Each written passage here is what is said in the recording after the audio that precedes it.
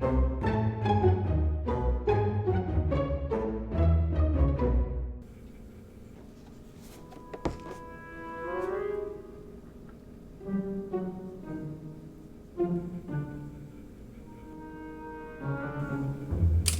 are you doing? Oh, I'm just writing a paper on this Word processor? word processor. That's what I was gonna say. And why on earth are you using a word processor? Cause it looks cool. It looks vintage. Vintage? We're not talking about a 1956 Rolls Royce here. We're talking about a word processor. But it's the in thing right now. Yeah, and I want it out. I don't want it in the house. I don't want to see it. You didn't grow up with a word processor.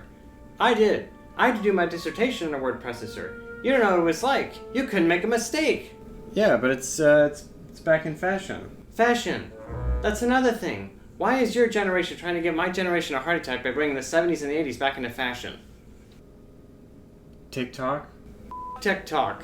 Give me one good reason why we should bring the 70s back into fashion. Sustainability? But why the 70s and the 80s? The worst time in fashion history. I'd sooner go back to the Tudors than see the 70s go back into fashion. I remember the 70s. We don't need any of that crap in our lives. Stuff like bell-bottomed pants, polyester, big clunky belt buckles, and roller skates. I'm tired of walking around Target and seeing 18-year-olds dressed like they're trying to be in the movie Beverly Hills Cop. Oh, you mean like this?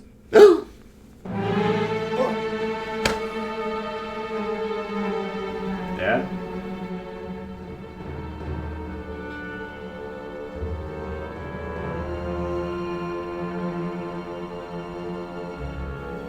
Oh, I'm having PTSD. Swipe or no swiping? Hello everyone. Now would be a good time to introduce my brand new product, Anti-70s Cream. Just apply it twice a day and keeps the 70s away. And if you're afraid of the 80s coming back too, don't worry, we haven't forgotten about you. We also have our Anti-80s Cream.